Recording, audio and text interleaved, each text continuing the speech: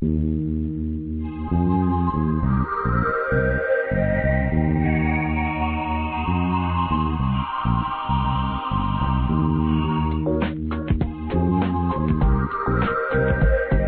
Energy with naturopath and medical intuitive Dr. Rita Louise.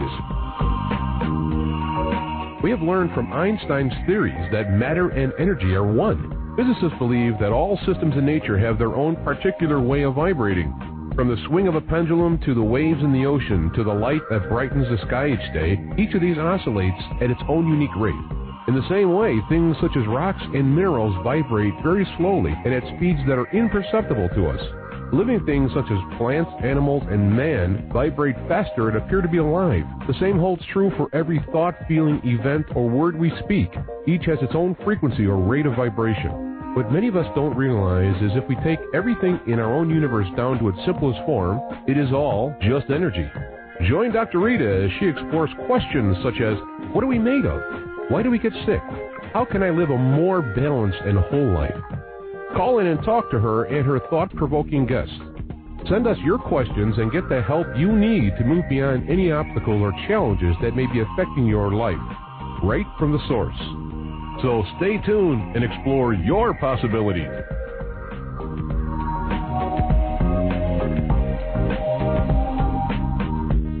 Hello and welcome to Just Energy Radio. I'm Dr. Rita Louise, and thank you all for tuning into the show today. We have a really exciting group of people coming on for our lineup today. In the first hour, my good friend Carol Ann Monroe, we're going to be talking about Beyond Ghosts, how thought forms become entities, run our lives, and what we can do about it. And in the second hour, we're going to be talking to Echin Devray about his new film, Earth Pilgrims. But before we bring Carol Ann on the line, I have a few announcements to make. In March, I have a couple of different events that I'm going to be speaking at. The first one is the Texas Go Show, which is being held March 13th at the Beaumont Civic Center in Beaumont, Texas, which is in the Houston area of Texas, and I will be talking about ghost entities and all those things that go bump in the night. The second event I will be at for all of my friends is a shout-out in Minnesota. I am coming back.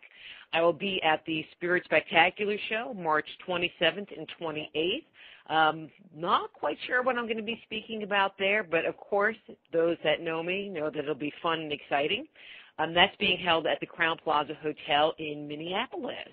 And so if you're in Texas or in the Minneapolis area, I hope to see you there.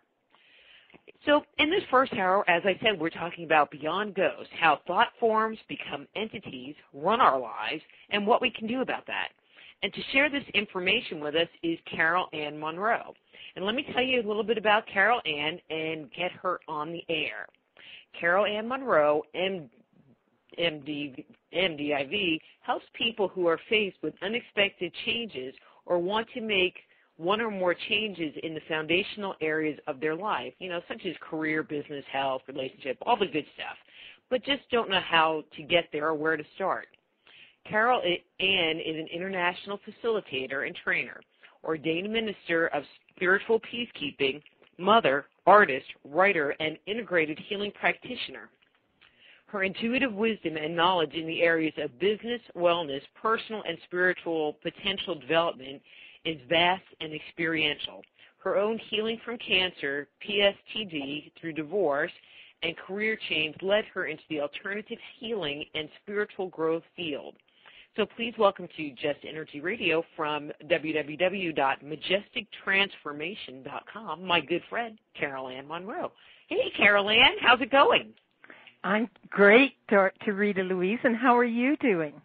I am wonderful. I am so happy to have you back on the show. We always have such a good time, and then when we talk on the phone, it's the 10-minute phone call that turns into the 3-hour discussion about something important. Isn't that so true?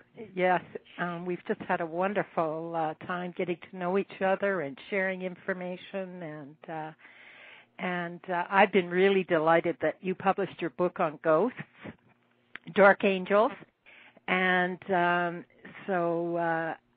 and I really want to thank everybody who's come on the line.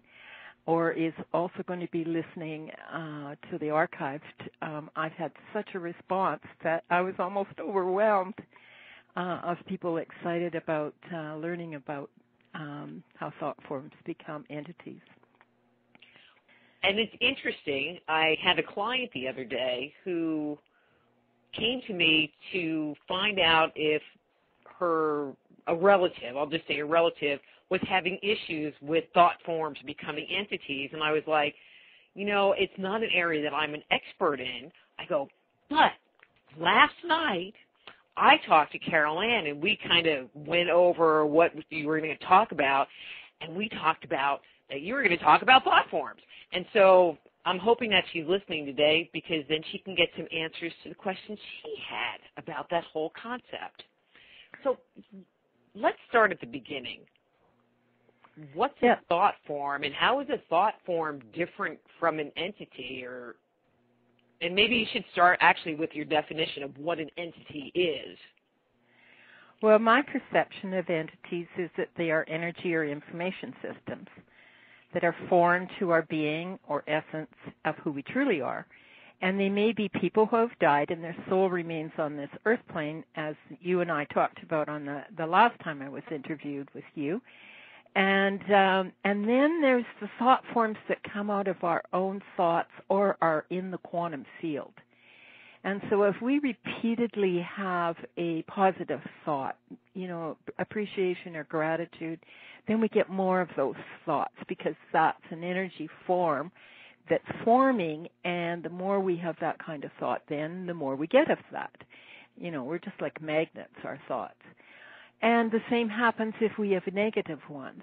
If we're quite fearful, we're fearful at night as a child, we might have had what looked like demons or dragons or dinosaurs or whatever come to us in the night, and even sometimes during the day. And so as we build on those and give those energy, they also grow.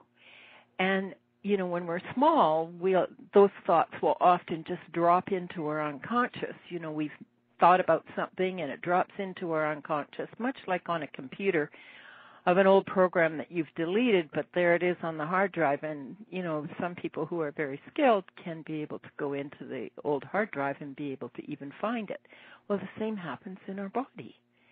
And so this is what, and we're faced with so much violence, chaos, disasters, and that's all we see on TV or on radio or on, a newspaper. Walking down the street, it's some big headline of some disaster. And so we keep feeding that. And I've got a little story I'd like to tell. It's an old Cherokee was teaching his grandson about life. "A fight is going on inside me," he said to the boy. "It is a terrible fight, and it is between two wolves. One is evil. He is anger, envy, sorrow, regret, greed, arrogance, self-pity, guilt, resentment, inferiority, lies, false pride, superiority, and ego. The other is good. He is joy, peace, love, hope, serenity, humility, kindness, benevolence, empathy, generosity, truth, compassion, and faith. This same fight is going on inside you and inside every other person too."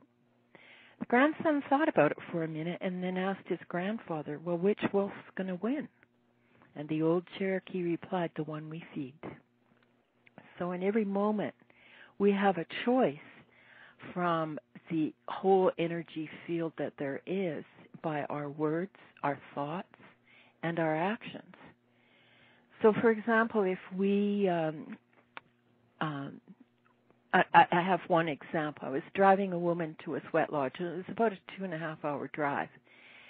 And she said to me, I have these recurring dreams that these, big men that look like demons come to me in my dreams.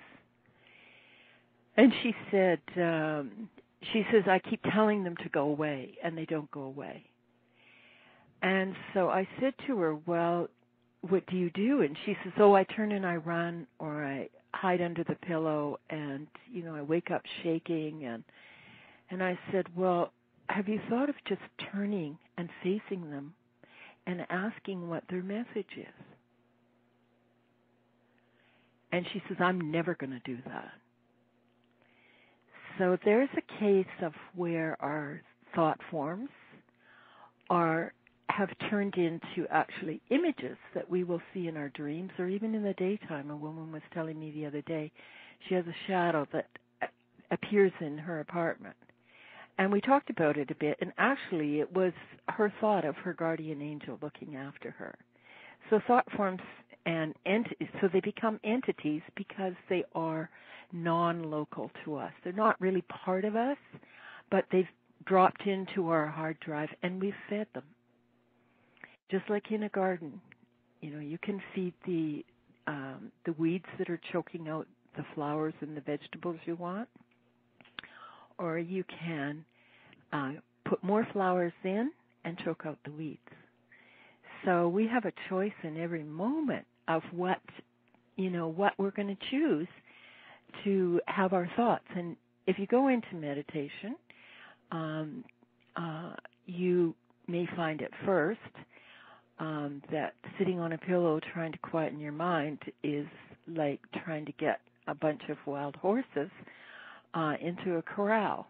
And instead, if you were to try to begin with a walking meditation where you put your focus on how it feels for every bone in your foot to hit the earth, then there's not much room for those thoughts that are passing on through, because they pass on through all the time. You're walking down the street and suddenly you get a thought and it's not even yours. It's the guy walking down the block the other way, or the woman, that's sat down beside you to have tea at the restaurant. And so learning what are your thought forms and how you're going to cultivate other ones is becoming aware, and of how that's going to, and you start to pay attention to how they're affecting your life. So if we look at our fears, which definitely show up, we're so in abandonment and separation. We're separated by our homes. We're separated by borders on countries. We're separated by operating on a telephone and on an internet. And so we've become so individualistic that we've lost our community and lost our ability to really be, just in such gratitude and just in such a place of joy of enjoying other people's company. Often we're separated from our families as well, so that we really feel isolated. So, that can grow into a fear of being alone and really grow it, and then be afraid to even walk out the door, or afraid to be in groups. And then we have another fear that pops up as well, and that we're not even worthy of other people. We may have a belief that's dropped into the unconscious that everybody hates us, or that, we're the cause of all the problems in the world. And so how do we move out of that? Well, the other fear is of, one of the major fears is of just surrendering and trusting what is, instead of trying to control everything out and around you. One of the things that, we do in a negative way is criticize others and judge others. And, really, when one finger's pointing at somebody else, three are pointing back at us. So what we're doing is taking those fears and trying to shove them onto somebody else. And it can be in the form of bullying, in the form of making sarcastic remarks, in the form of, really deep sadness and grief, and really pushing our doubts that, we don't even know what's right for us, And so here we have this whole big conglomeration of negative thoughts in the quantum field, which is like we're in a huge soup pot. And the cool thing about it is that we're all unique. But instead of honoring and loving our uniqueness, we've learned to hate ourselves, hate others, and create a lot of war and violence, which has been on the planet for years. And we're at this awesome place on the planet right now where we have the tools and we're learning to be able to transform that. So, let me ask this. I guess I'm getting a little bit confused because everybody has negative thoughts, at least at one point in time or another, and then there are other people who always have negative thoughts or just really negative, pessimistic kind of people in the first place. So are they affected by these thought forms? Most definitely, yes. One, say the really pessimistic person that everything's wrong. Possibly they grew up in a home where that's what they learned. Now the biologists say that, that the cutting edge biologists say, well, we don't really inherit disease, but we can create it from our environment. So for example, I have had cancer. And I grew up with a situation that it appeared that I was always the cause of all the problems in the family. So I internalized that, and I began to believe that I was the cause of all the problems in the world.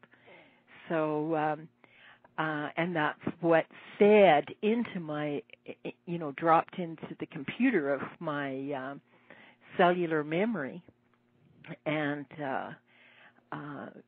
created a lot of struggle, a lot of unhappiness in my life until I really got to it, and then I can transform that belief into something that's really positive. So the pessimistic person, I was more optimistic because I chose to try to be happy rather than try to be miserable. And that's a choice we have in every moment of how we react to a situation. We can either respond to it in a way that we remain peaceful and calm, even though somebody's screaming at us and yelling at us, and then we can learn to clear that energy and transform it. And the other person gets to keep their pessimism and their which they've cultivated by repeatedly being in an environment where that's what they experience, and they can. So they have a choice. They can decide that this doesn't work for me anymore. But it is often a way of getting attention. Some people have health problems and don't want to do anything about it because it's what they know, and they get a lot of attention. So to choose to be healthy can sometimes be very difficult if that's the only way you've gotten, appeared to get the love and attention from those around you. So these are, again, kind of scary, huh? It is scary. It is scary. And the other thing is it can be really awesome to realize that we can make the choice. We can take our power back. And we can choose and co-create a new life for ourselves that doesn't have all of that struggle. Now, it doesn't happen instantaneously.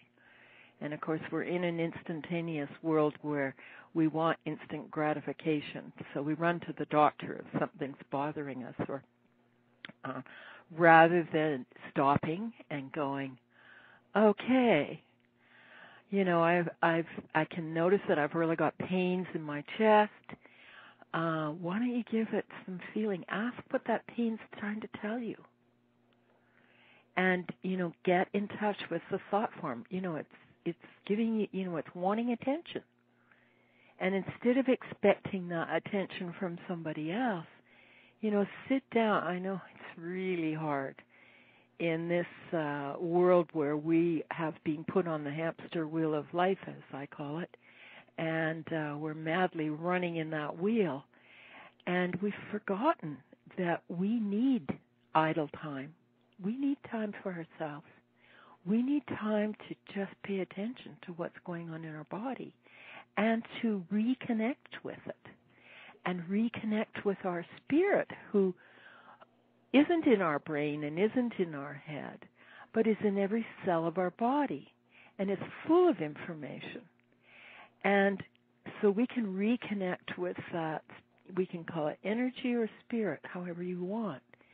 And we can reconnect with that all-knowing part of the big soup of life, or the oneness. And by changing our thoughts, we can actually raise the frequency of our body and how it vibrates. So if you, it's very easy to tell through muscle testing and even how you feel. If somebody really, you're feeling really strong, and you say go to work and your boss screams at you, and suddenly you just feel like a wet dish rag. Well, you've lost all your energy. So how can you regain that?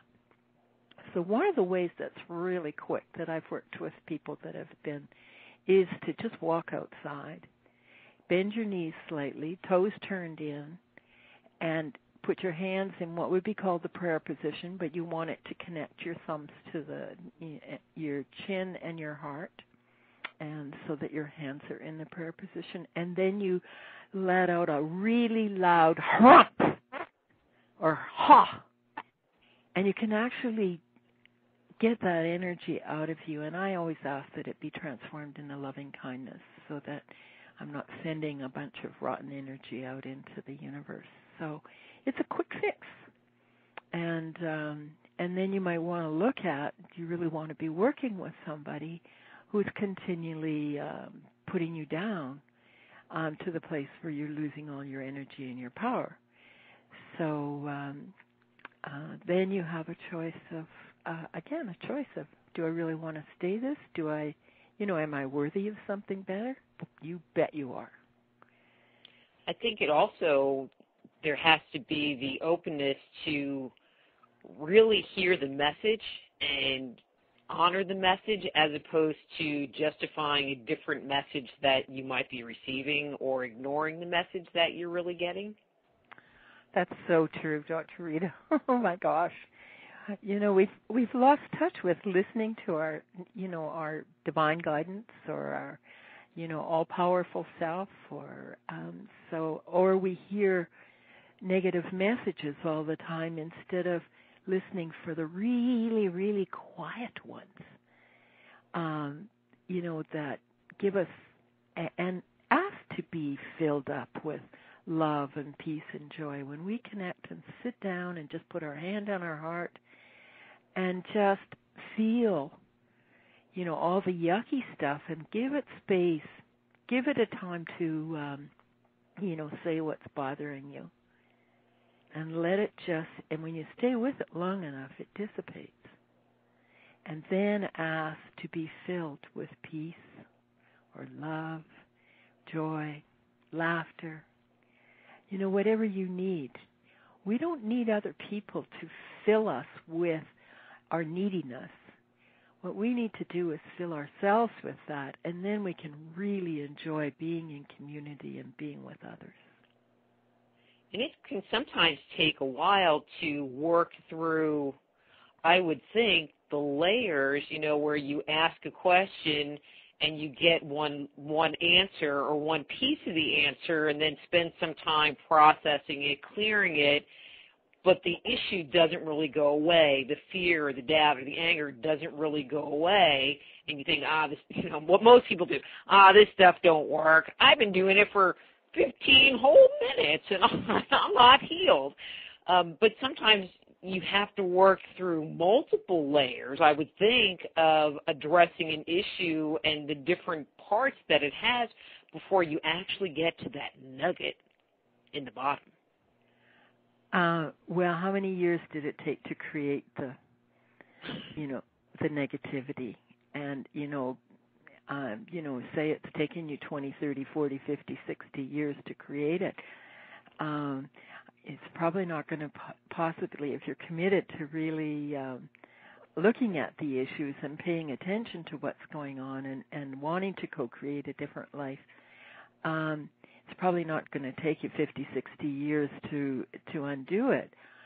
But it certainly is not going to happen in 15 minutes. And it's probably not going to happen in 1 week, 3 months, a year.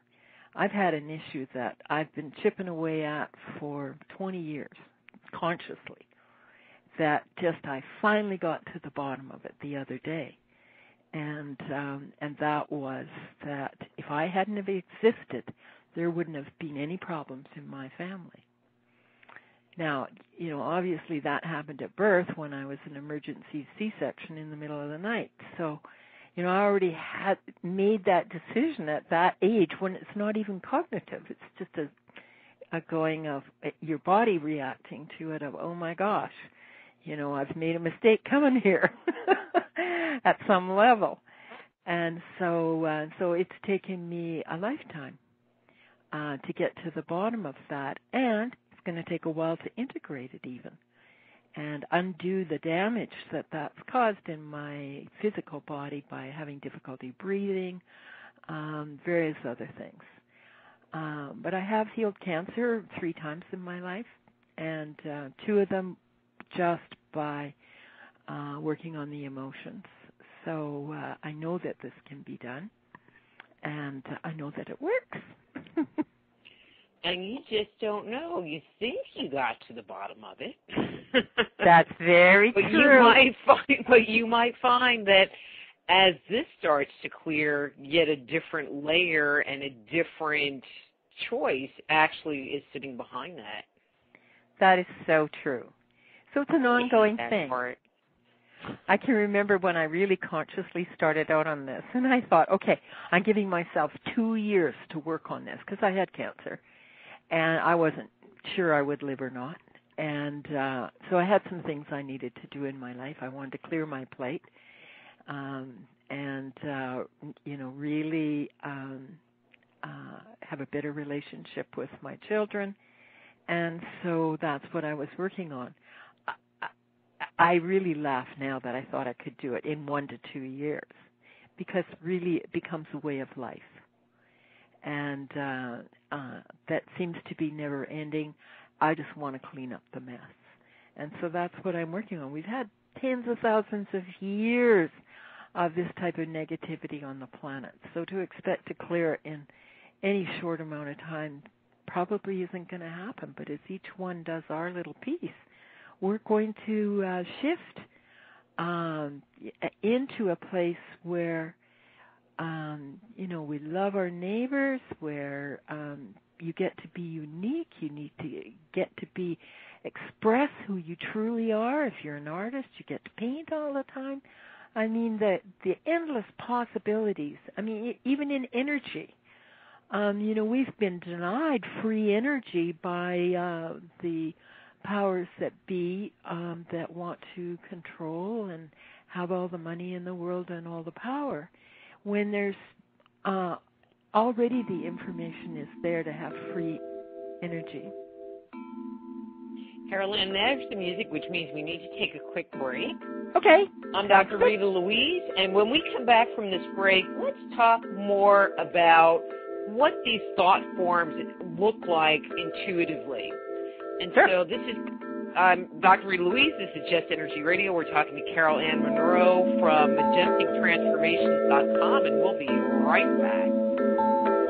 Just Energy Radio with your host, Dr. Rita Louise, will return right after these messages.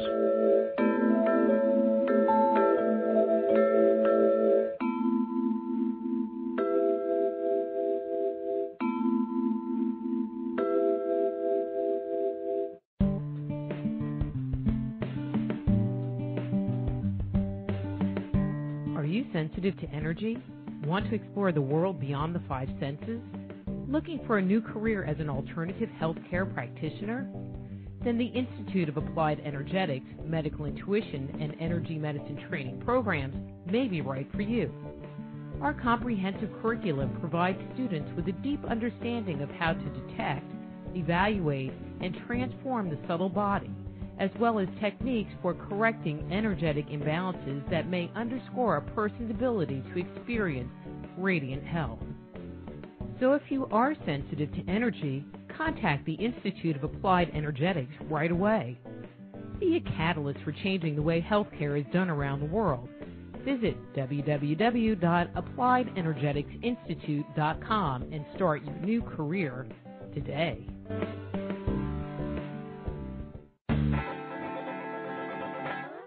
Move past the crossroads in your life and discover alternative solutions to your deepest concerns at soulhealer.com. So whether it's a physical problem, an emotional issue, a question about work, or troubles in your relationships, naturopath and medical intuitive Dr. Rita Louise can help you.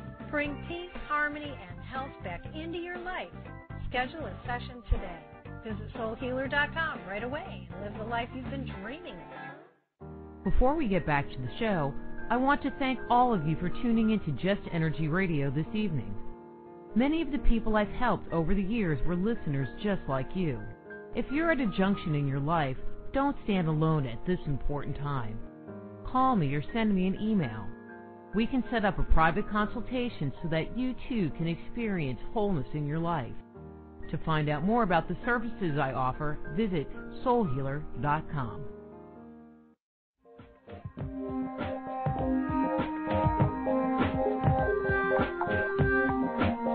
And now back to Just Energy Radio with Dr. Rita Louise.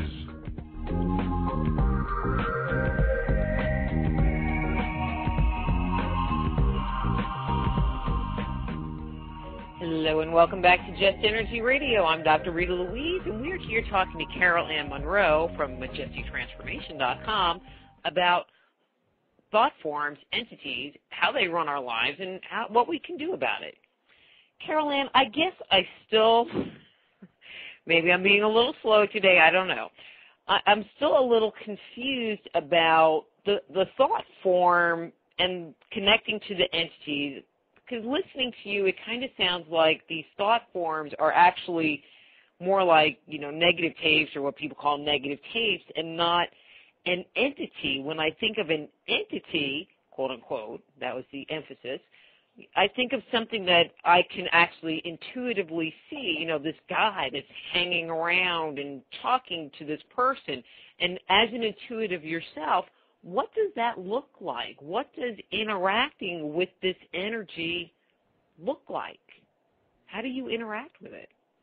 Well, I talk to it the same way I talk to a disincarnate soul that has latched on to me. But the thought form can also take a shape like a person. And it can take a shape like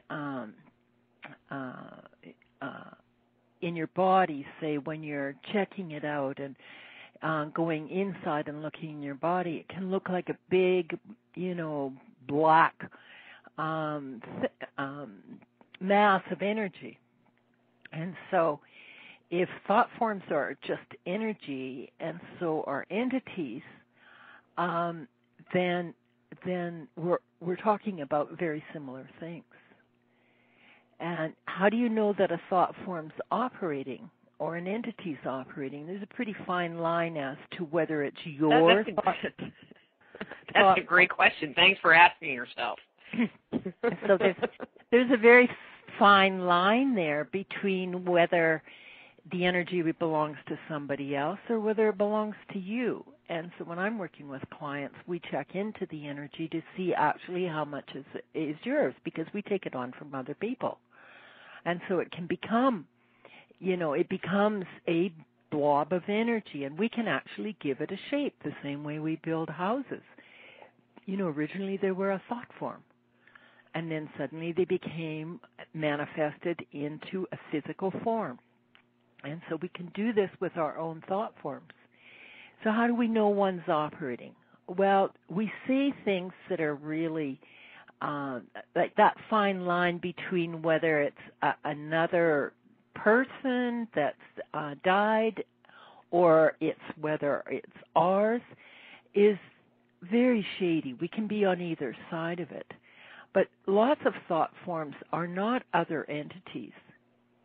They are actually, things that have grown up in us and been repeatedly, so that they actually take a form. And the form that takes is our own experience, our environment. If we,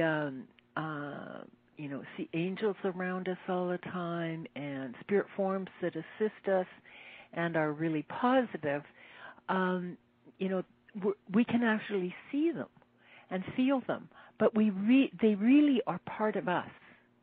I remember a doll master, asking me years ago, what masters did I see that assisted me?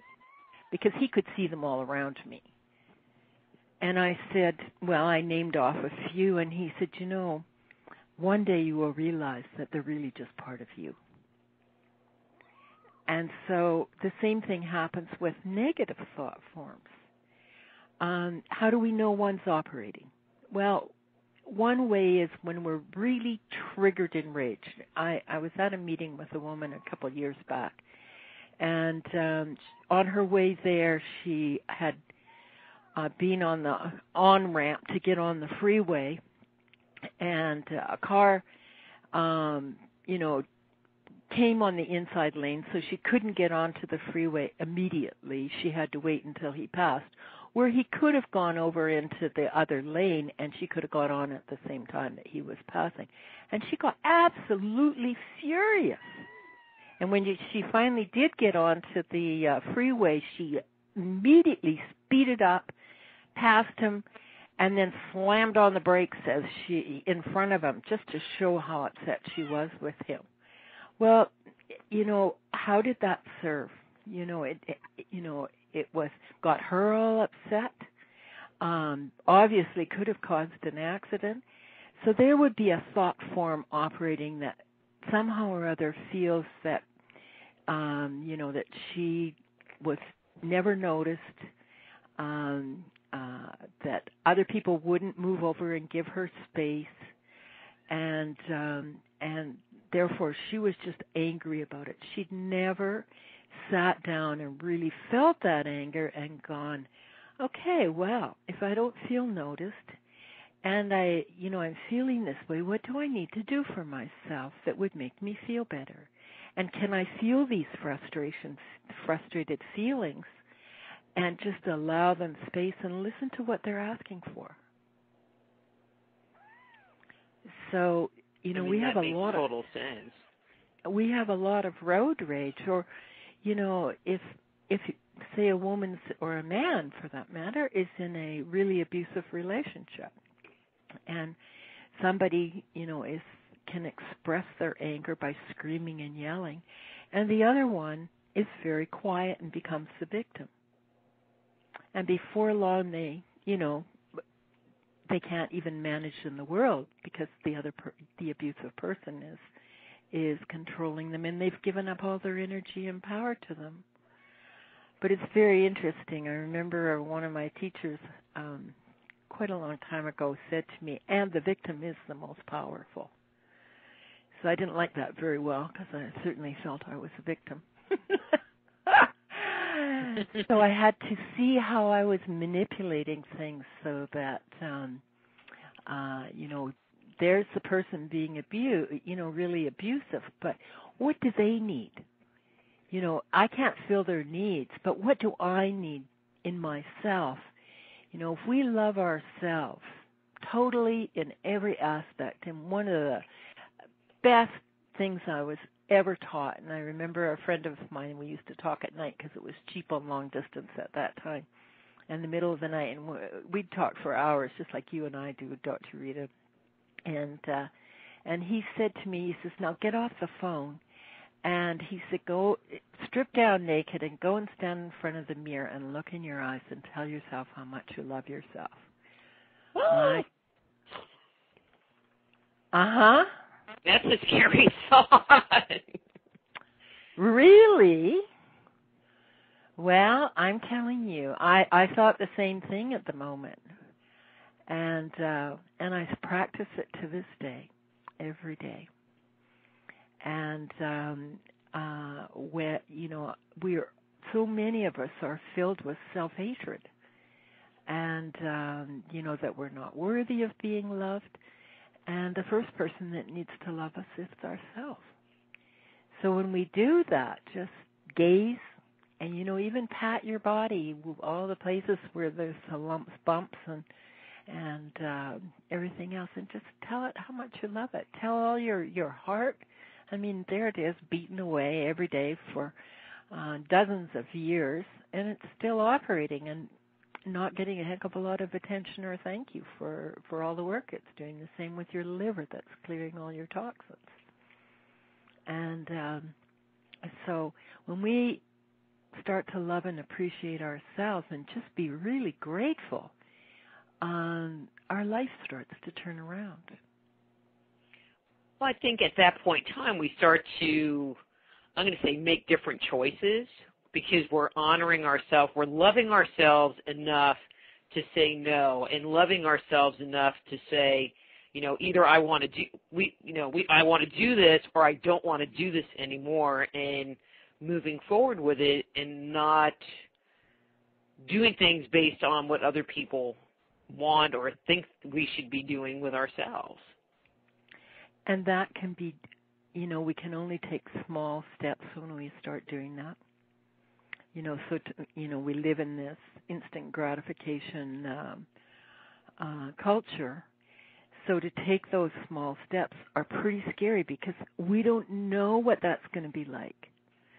What we're familiar with is all the things we don't want, and suddenly we have to trust and surrender to the unknown, and that's when our heart gives us really good guidance. And at first we don't hear it, and but as we keep practicing it, gradually things start to change. Our health improves,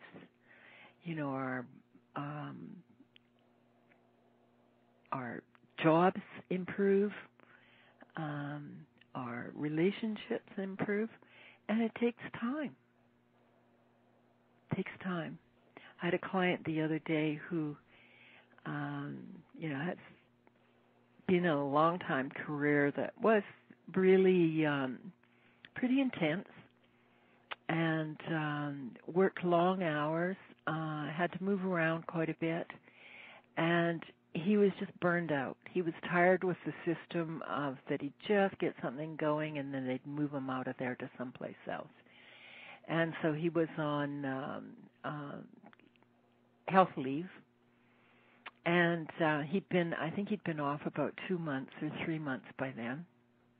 And he was determined that by January, and here we are in January, this was in December, and that he was going to have his ducks all in a row and be much calmer and everything else. Well, I mean, he had a 40-year career that, had burned him out, and he's going to fix it in, 6 weeks? Not likely. He can start to adopt.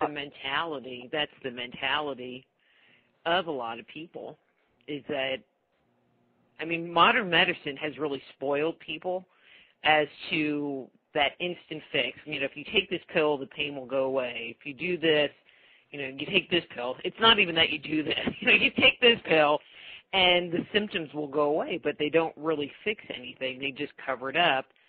And in my experience as a medical intuitive, there is always, and I'll use your word, a thought form or a belief or something that sits underneath the health issue, always. Definitely. So that, can I throw in one quick thing? I think it's interesting you were talking about taking on disease and, your cancer and stuff. Something that I have seen working with clients is that when there is a familial, quote-unquote, genetic disorder, what I've seen, so I'll use the gallbladder for an example. If they have a history of gallbladder disease in the family, many times, in Chinese medicine, the gallbladder has to do with planning, our ability to plan. Either we can't plan at all or we're unable to fulfill the plans that we make.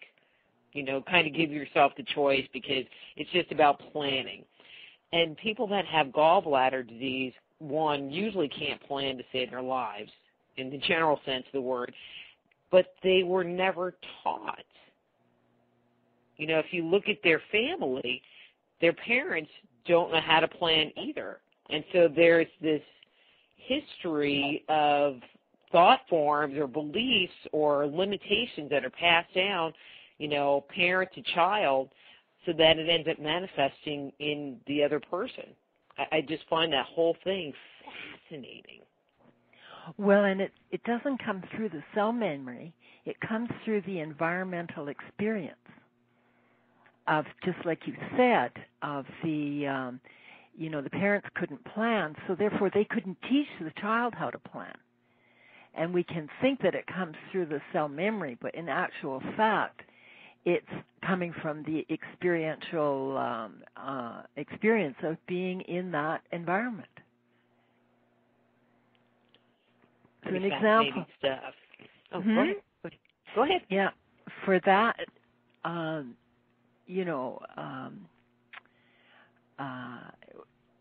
let's just look at, for example, I'm trying to think. Well, MS is and Parkinson's disease are, really difficult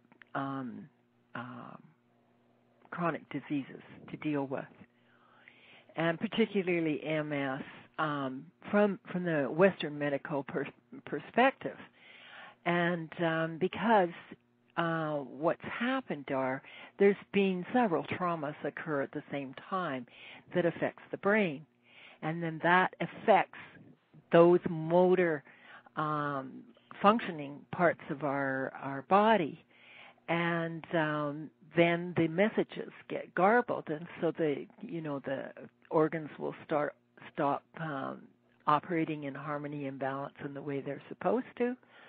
And so will the, say the tendons and the muscles. And so, anytime we've had a trauma or we've had a lot of, fearful things happen, or for that matter, a lot of toxins from the environment, it could be from paint, it could be from our food, those all affect our central nervous system and our ability to get the messages to our organs, and so that they can function properly.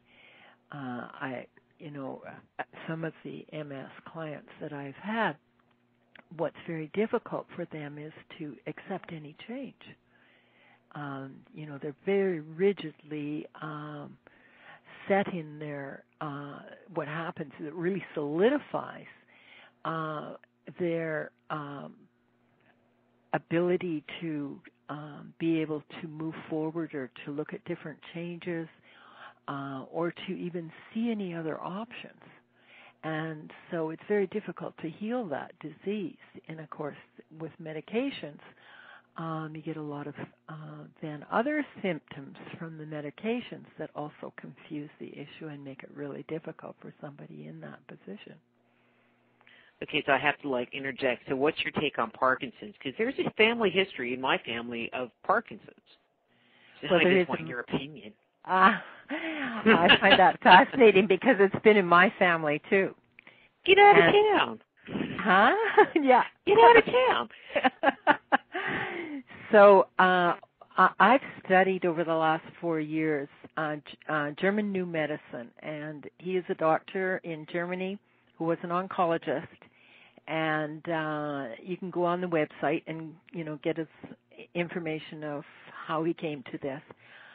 But what he did was he found that he ended up with cancer himself, and found that that he'd had a major unexpected trauma, and he'd ended up with cancer. So he started to go, wait a minute, I just had that major trauma, and he started to connect the two. And then he realized that it was an unexpected emotional shock, and his body created, in this case his son was shot in the head, remained in a coma for 4 months and died. And as a doctor, you know, he held him in his arms and did everything he could to save his son, but his son didn't live. So he ended up with not prostate cancer. Now I can't even remember what that is. Parkinson's? What? Parkinson's? No. Well, I'm just getting to how something else. Anyway, we'll just go. So, and the reason the body created those cancer cells was so he could have another child, because the body is biologically made to procreate. So, he went on from there to plot in the brain all the diseases and the unexpected emotional shocks. And what he found with Parkinson's disease is there is a healing process that the body biologically goes through. First of all, it gets the shock or the conflict, and generally it's unexpected. Then when it's resolved, assuming that it's resolved, or at least you come to acceptance, you've gone through the anger, the frustration, all the grieving process, then what happens is, and during that time you can't sleep because you're trying to solve the problem, and then you go into, once it's resolved in a fashion, then you go into what's called the healing phase 1. And at that point the body is recuperating, it needs a lot of sleep, it needs to eat, needs to be refurbished, and depending on what the disease is, it might be cell proliferation or cell release at that point in time. And then what happens is, because when that happens, it's like there's a lesion that comes on the brain when we get an unexpected shock. And we get them all the time, and they're released all the time when we resolve things, but some things we can't resolve very easily. And so this leaves just like a rock being thrown in the water. It leaves a ripple effect that looks exactly like that on a CAT scan. And so then what happens when you get to what's called the epicrisis, where the body is and the brain is ready to release that lesion from the brain, and also there's a similar one in the organ that's affected. And what happens then is the body goes into, it gets very hot, the head gets very hot, you get often a high temperature and often very bad headaches. And often what we will do in that case is medicate. And what can be helpful if it's a major lesion is prednisone or a drug like that to bring down the swelling of the brain. And also the thing that you don't want to do is add more water to the body, because that's also pressuring the lesion. And when we stop that crisis in the middle of it, that's when epilepsy and Parkinson's disease arises. And so we're trying to push something away, or we're trying to grab something that we can't reach, and so therefore we end up with shaking or with an epilepsy seizures. So the seizure doesn't get to finish to go into the final phase of healing. And Parkinson's particularly is about, you notice that the hands shake, that people are trying to hold on to something that they can't have. In the case of my grandmother, my father was her only son, and she really wanted, that was her whole reason for living. And of course, when he got married, then she lost him. And so she kept trying to grab him and hold on to him, and that's probably the reason that she had Parkinson's disease. Carol Ann, we have about 5 minutes, maybe 5 minutes. Let's get back to thought forms. What can people do to, you've talked about becoming more conscious, talking to your body, becoming more aware. If somebody was going to do something today to start this process of awareness, what could they do? What would be a great first step for them? Well, I think the greatest one is to stand in front of the mirror and start loving yourself. That's the number one thing. Number two thing is start taking notes of when you're really triggered, that you suddenly get really a rage, and start to pay attention to what it was that triggered that.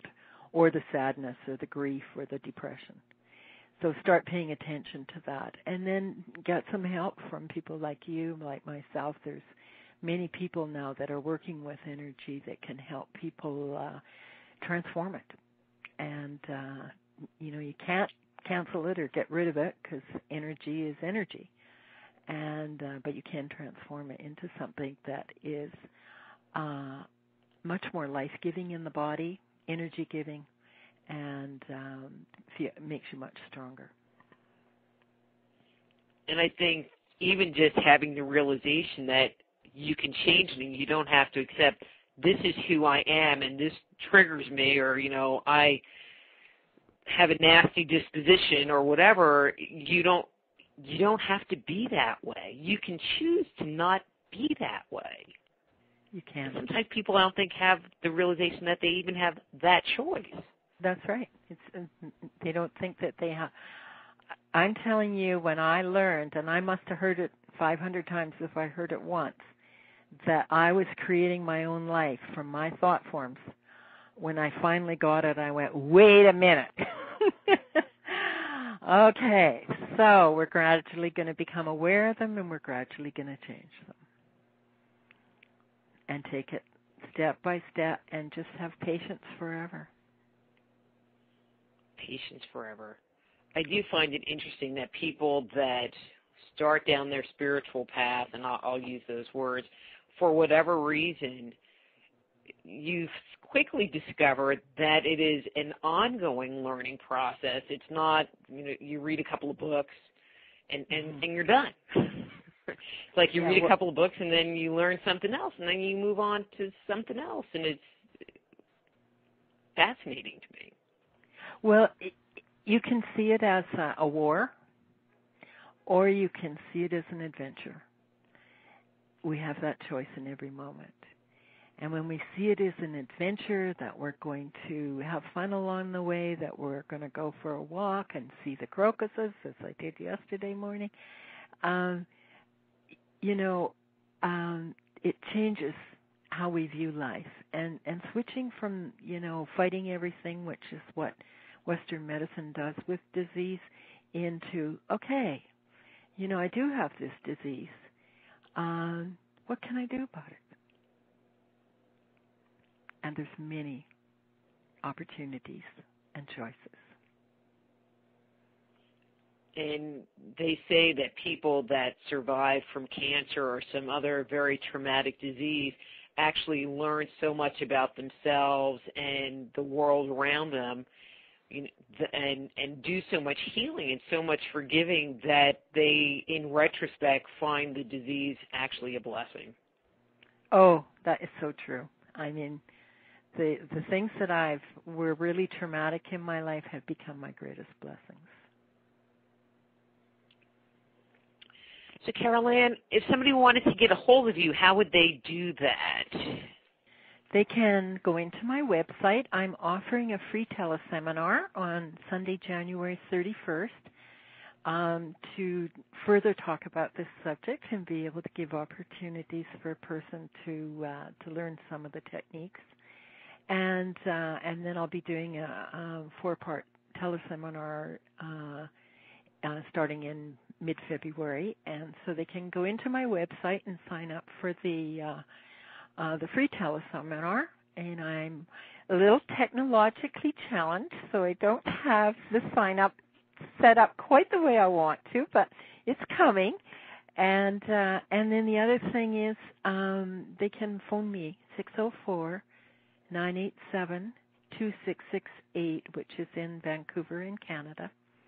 And if they wish to sign up that way, or for a session to help them through their transition and into their adventure path. Carol Ann, again, always a pleasure having you on the show. We will have to talk again soon. and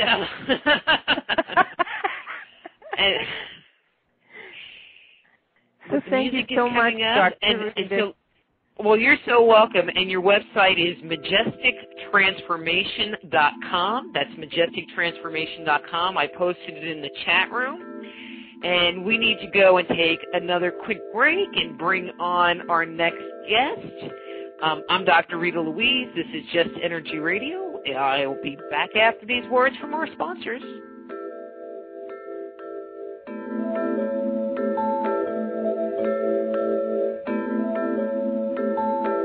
Just Energy Radio with your host, Dr. Rita Louise, will return right after these messages.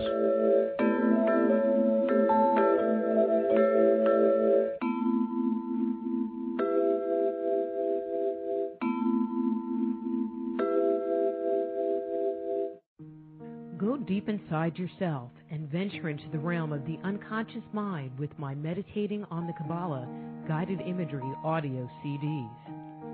Discover who you are and what you want in life. Meditating on the Kabbalah can help you to open, clear, and revitalize the energetic pathways of your subtle being. They will support you in your spiritual quest by helping you to access the profound insights and inner guidance you need as you work in alignment with your highest good. Let them help you to release negative thoughts and emotions and clear away any limitations that may be keeping you from experiencing your full potential.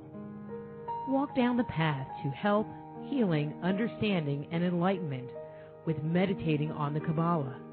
Order your copy today at www.soulhealer.com. That's right, that's www.soulhealer.com. Balance in all things is critical to maintaining health. In the hectic drive of today's world, many of us forget to take care of our most important asset, ourselves. At ProductsForTheSoul.com, we want to support your effort to nurture yourself. We offer a wide variety of herbs, supplements, and high-quality, ready-to-eat, all-natural foods. We even have guilt-free chocolates. Best of all, our products are delivered straight to your door. It's time to start loving yourself. Visit ProductsForTheSoul.com and start loving yourself today.